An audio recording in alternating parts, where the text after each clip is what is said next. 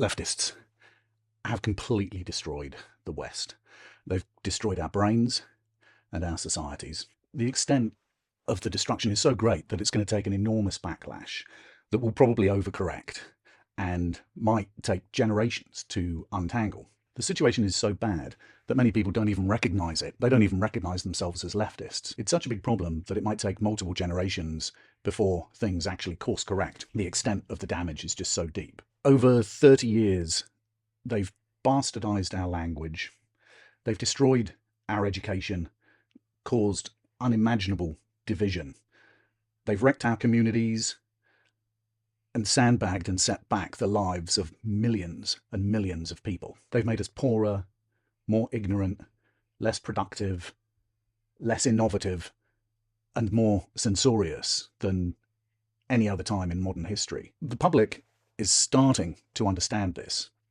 In the US and the UK, even the left in the UK have realised that some of the things that they're doing and saying have maybe gone a bit too far, because they know that they're going to get absolutely wrecked at the next election. And when I say the left, I don't just mean the Labour Party in the UK, because the Conservatives are not conservative at all. They're left as well. They give this idea that they're centrist, but they're not. They're socialists, with socialist policies, socialist ideas, and socialist assumptions about the world. They're not conservative. The only political terrain that exists at scale in the UK is left. They are all left. And thankfully, the population is starting to realise, looking about themselves, that there's this absolute shit show of a country that we're living in, a joke, a clown world of a place that we're living in, has been brought about by these idiots, by the left in the UK. We've been infected with a cancer over all of these decades that's gone largely unnoticed. This cancer has infected every major institution in the UK. The NHS, the civil service, the security services, even the military to a certain extent. And this cancer is not like a tumour that can be cut out. This cancer is deeper than that. It runs in everything that we do. It is the air that we breathe. It's like a blood cancer. And this blood cancer is so pervasive that most people don't even know that ideas and assumptions that they have and the culture that we have has largely shifted to the left. And it's this that is responsible for most of the mess that we see around us. Many people have no idea that the opinions that they spout would be considered completely insane about 10 years ago. They would just be laughed out of the room as just some sort of completely bonkers Marxist nonsense. Instead, these ideas are completely normal. We are like the frog in a pot of water that gets slowly boiled over time and doesn't realise until its brains are eventually completely cooked. That's what's happened to us. Our brains have been cooked, the culture has been poisoned, the institutions have been taken over. To make things worse, the UK is in the worst possible situation to deal with such a situation. We have no clearly defined constitution of any kind. It's a complete bloody mess. Nobody is taught about the way that the government works at school. The whole thing is avoided conveniently.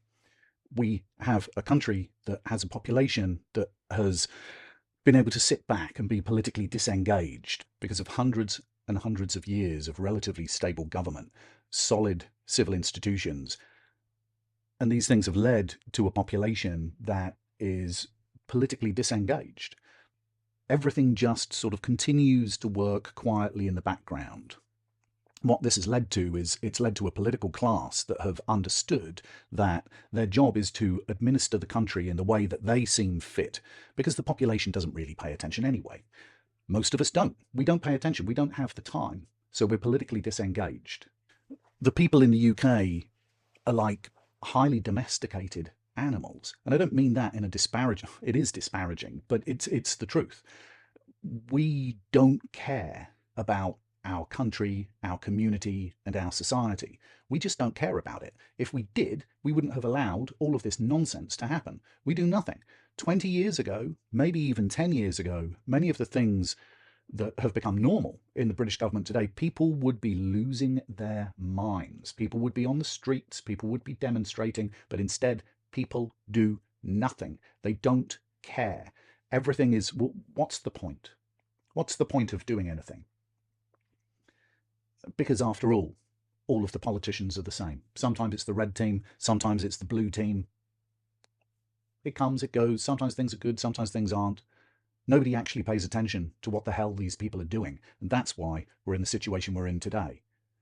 So this highly domesticated population, this unpoliticized population, this bored, sheep-like population that just chews its cud, is a perfect opportunity for politicians just to do whatever the fuck they like. They've benefited enormously from this disengagement because it's been an opportunity for them to accumulate vast amounts of power over nearly every aspect of our lives, because it's all been done under our noses.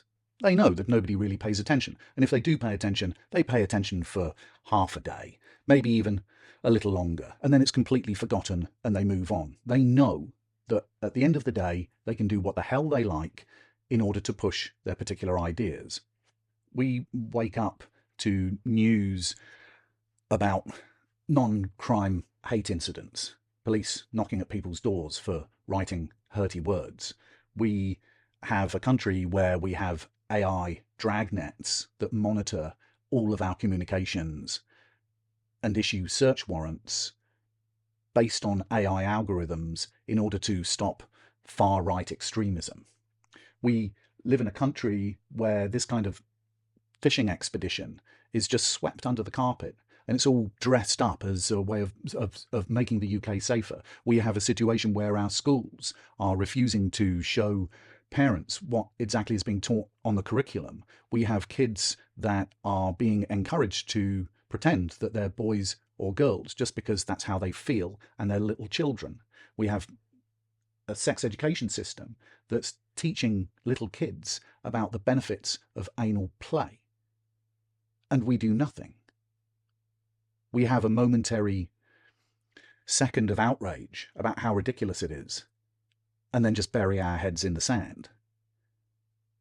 We have a country that has a population of young people with unbelievable mental health problems that is being caused by the destabilizing of the meaning of words, by pushing all of these agendas. We demonize strength and ability in our schools, and we lionize weakness as being a virtue. There's no vision. There's no golden place that we're going to. In fact, there's no hope. There's nothing. Because essentially there is no leadership. There's no confident leadership. The political class are simply mindless bureaucratic administrators that are bent on pursuing their own particular goals, regardless of what the plebs on the street actually think. Of course, the reason why they do this is because the normal people, they don't do anything. They don't do anything. A few people will make a fuss, but the politicians are not completely stupid. They know that there is a balance to be struck, and that balance of their constant desire to accumulate power, not too much too quickly, or it will cause too much of a fuss, but there is that constant power seeking that they have. And it's led to a situation where we live in a country today that is completely alien to the world that we had 15 years ago. It's completely different. It's unrecognizable. It's been transformed. And the reason why it's been transformed is because everyone has just slowly had their brains cooked as weird leftist ideas have been propagated throughout every single institution in the country. All of the media, all of the universities, all of the schools, all of the security services, everywhere. It has become totally saturated over time, and no one has done a damn thing about it. The situation is so bizarre that we are confused about what is a terrorist. We don't know what beauty is anymore. We don't know. We've lost the ability to even tell what is good and what is bad. We've become stupid. We've become disengaged and stupid. And we have been manipulated into this by an encroachment of leftist ideas that have destroyed nearly everything. It's not as if the UK is alone in this either, of course. If we look at Europe in general and Scandinavia, if we look at Sweden, and if we look at Germany and France and Italy, these are also places where cities have become crime-ridden hellholes, completely hollowed out as power has been transferred from people and communities across to the government, because everybody in the communities is just sleeping, because they blindly trust the system. One of the reasons why Germany has been particularly bad is that it is not dissimilar to the UK. People trust the system so much that they just don't think. People don't think. They don't use their brains. They haven't had to actually think about anything. All they've had to do is simply defer their thinking, outsource their brain to whatever the government tells them is right. Now we're reaping the fruit of this stupidity. We've become stupid, and we've created this situation through our own stupidity and lack of attention and care. So our economies are getting wrecked, our communities are being broken, our societies are smashed because we've been sleeping, naive and willfully ignorant about dealing with any of this. Because, oh, it'll all work out in the end. Your assumed rights have gone. Censorship, freedom of speech, it's gone. Crime has become this weird, blurry concept that's become tangled up deeply with race. We don't know what a crime is. Your children are not really yours anymore. They belong to the state. We've had nearly all of our freedoms taken away from us, and we haven't even noticed. So there are two schools of thought about how this has come about, why it's happened. And there are people that will say that, well, there's a plan. This whole thing has been planned, this sort of globalist takeover. But then, on the other hand, there's another group, a smaller group, I think, that says that this is all a bit of an accident. There's been no plan. The reason why it's happened is because of this, it's just happened. It's a strange emergent property of certain cultural changes that have happened over a long time. It's easy to see why people would think that there's a big plan, because it makes everything really easy to understand. We can look at somebody like Klaus Schwab and the way that there is a very deep web of political contact and influence throughout different countries, tying people together, trying to coordinate things. I don't think that this is what's happened. I think that there are groups that are taking advantage of the situation, but I think what's really happened is that it really is an accident. The people that are a part of these globalist groups, these technocratic administrators, they have a kind of contempt for normal people. They are the political and media class. They are the university-educated elite. Things have changed so that the left despises the working class. They have no interest in them. They have enormous contempt for the traditional working class. The days of Labour supporters having someone who is going to be on their side, like the days of Neil Kinnock, are just completely forgotten. They're completely over. These people today have no interest at all in the working class. They hate you. They see them as uneducated gammons. They want all of the plebs to pay attention to their better educated facilitators. They're told to believe in the experts. Instead, there's no need to think for themselves. Instead, pay attention to the experts. Do as you're told. You're poorly educated. We know how to implement a better world. This kind of extraordinary arrogance is completely pervasive in the political class, and that's why there is this enormous distance now between what most normal people think and the political class. The distance is there because we've allowed it to happen. We just sit back and say nothing. We don't make a fuss. We don't make any noise. We do jack shit. And they love it. It's enabled them to become Westminster today, and also the same with the Biden administration. The presidency, the White House has accumulated enormous power. Westminster has accumulated enormous power. In fact, The culture has gotten so rotten that a large percentage of people have been enthused by having more laws, more restrictions, more censorship, more control, bigger government. They love it. They absolutely love it. COVID made that very, very clear. People loved being told what to do. They didn't have to think. They don't want to think. People have become absolutely terrified of personal responsibility, of risk of any kind. I don't think that there is any bogeyman or bogeyman group that has this grand narrative, this big vision for the world that's in control of what's going on. I think that it's an accident. It's an accident that is our fault, and it's an accident because it's our fault. It's something that we have to fix, and it will be fixed. The problem is, the situation that we've caused is so big, so unfathomably disastrous, that it could take generations and enormous economic and social destruction before anything gets fixed, because it will take a long time before people actually start to do something.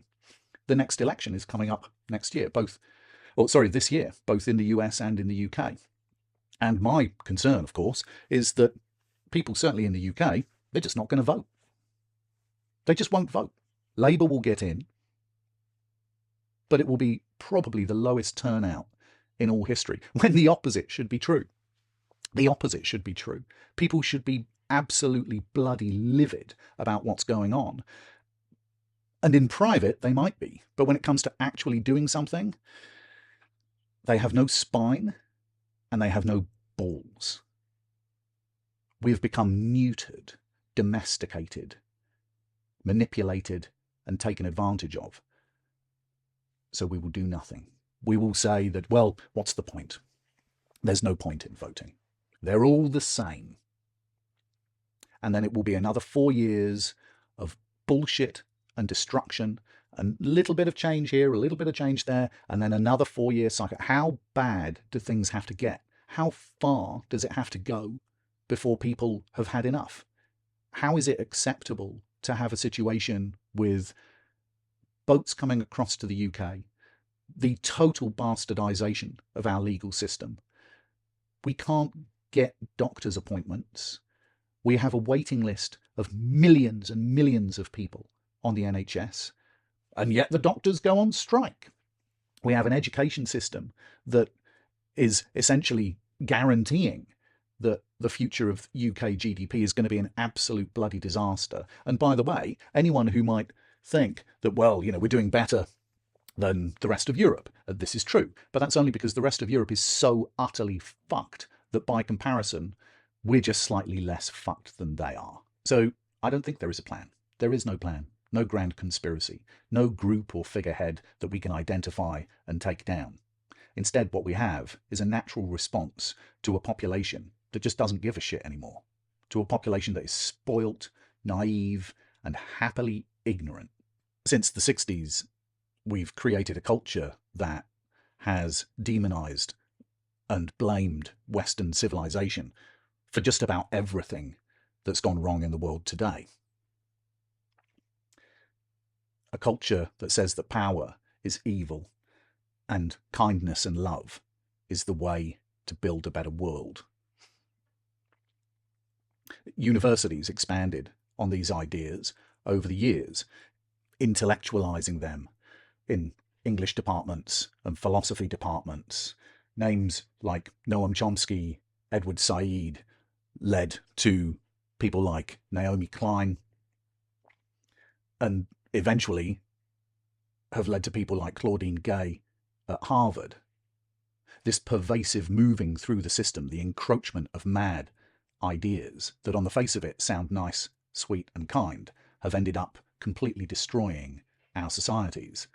And of course, these universities have spawned millions of students that have been propagandized into this way of thinking and developed opinions and assumptions about the world that are poisonous and toxic. It's a kind of mad suicide, a suicide of everything that is good about Western civilization, about the way we see ourselves, about the way we run our societies. There is a disdain for all of the institutions that have essentially created the entire modern world. There is a disdain for these, a contempt for these institutions, for these attitudes and social norms. Everything instead must be overthrown because it's all toxic, it's all poisonous, and everything now instead is seen through this lens of diversity, equity, and inclusion. These racist, deeply divisive goggles that everybody has had strapped to their heads. And leftism has a dark, misanthropic, and hateful perspective of the world and humanity. It's deeply narcissistic, obsessed with control. It's obsessed with power, and it is spiteful. The left is lacking in self-awareness to such a degree that they can't even see the hypocrisy of the way that many behave. It's almost indistinguishable from brown shirts running around in 1930s and 40s Germany. They've become the exact thing that they profess to hate. Because at the end of the day, they are right. They believe in what they're doing. And because the belief is there, and the competition to believe more than others is associated with moving up the social hierarchy, competing to push these crazy ideas. Subsequently, anything is justified to achieve the goal. Economic destruction, the ripping apart of social fabric, the re-engineering of the minds of your children. Everything is justified. Destruction, death, anything to achieve the goal of a more equal world. These ideas and opinions that have been pushed into the minds of our young people have slowly propagated throughout society until eventually they get older and they have their hands on the levers of power. These are the people that now work and control the BBC. These are the people that are the majority of the political class. These are the people that work in the civil service. These are the managers and the directors at the NHS. It's this generation that has been propagandized that is in charge of nearly everything in our country.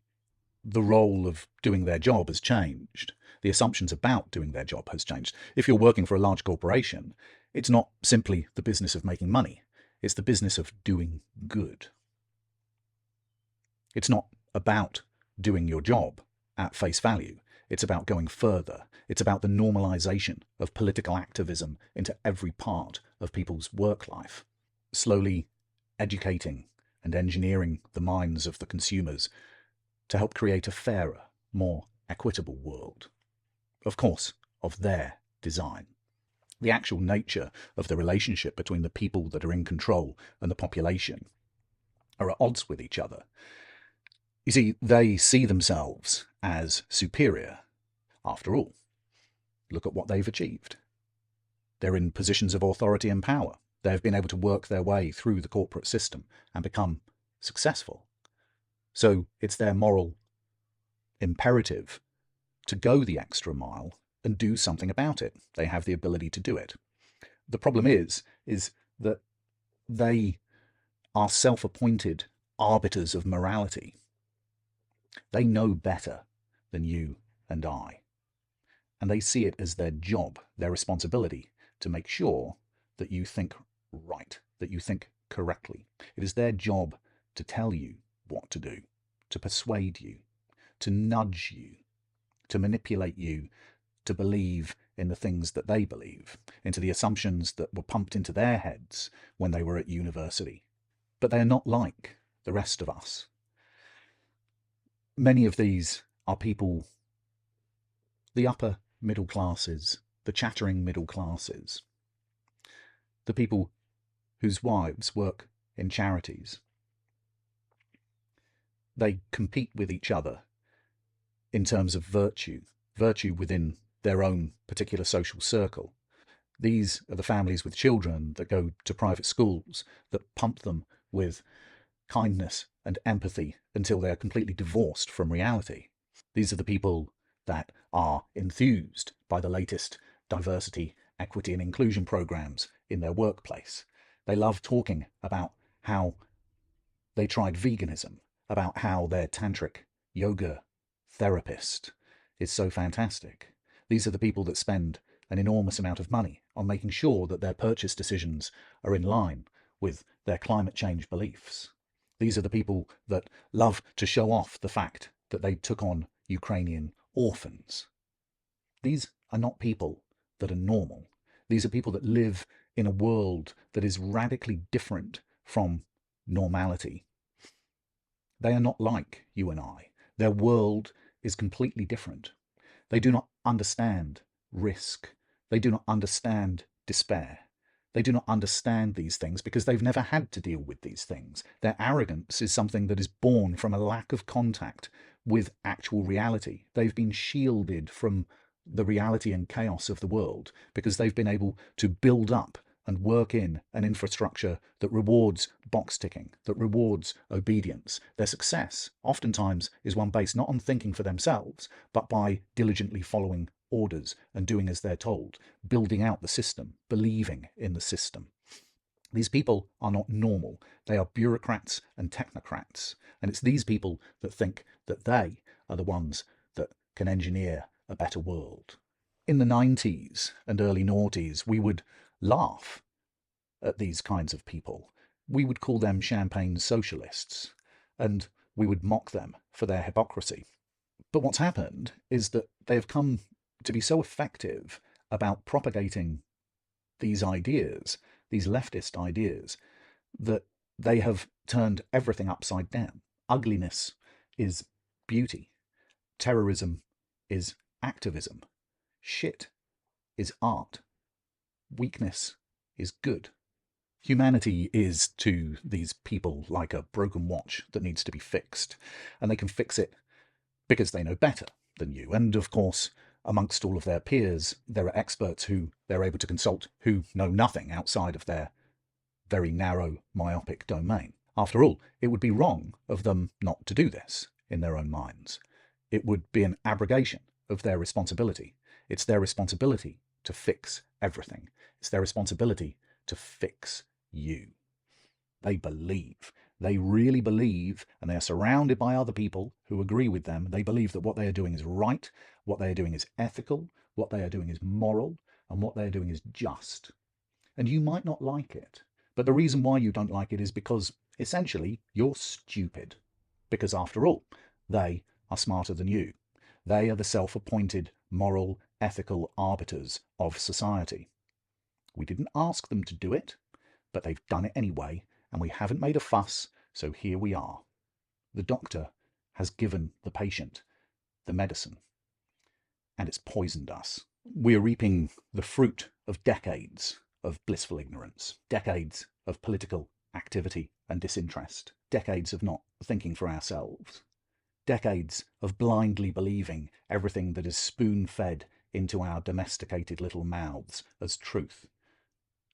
What did we think was going to happen? That they have your best interests at heart. The extraordinary naivety that it takes to actually think that. The goals of a better, equitable society have instead created a dystopian, dark, censorious, hopeless place. A place of mass surveillance and control. A place where there are concerns about even how to speak to one another in private. In fact, privacy itself has been under attack to such an extent that it barely exists anymore. You need to be careful what you say. It's created a hollow, inhumane, ugly world that is monochrome and lacking in joy. They've removed the humanity out of our culture. We are not broken watches to be engineered by experts. We are ultimately individuals. We are thinking persons. We are part of a beautiful, organic system. Looking around, you can tell that the wind has changed. You can tell that the tide has turned. People are waking up to the fact that things are shit. not just one or two things, but things are shit nearly everywhere. The people are starting to understand what has happened to them. A lot of the young people in particular, especially the younger men, people have had enough. So the situation can't get much worse. It's just a matter of time before things turn around. The only question is how long is it going to take? How long will it take before people actually demand accountability from politicians?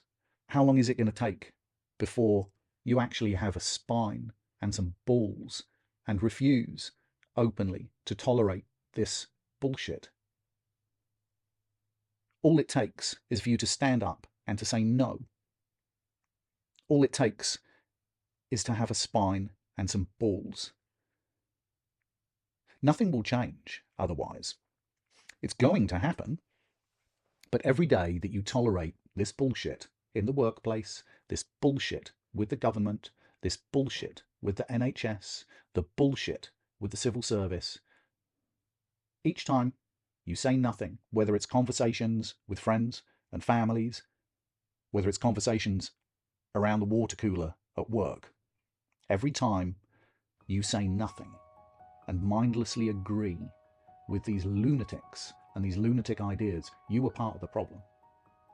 It's going to change, but you need to have some spine and some balls. There needs to be a lot less tolerance for people that talk about these stupid ideas that have destroyed the world that we live in.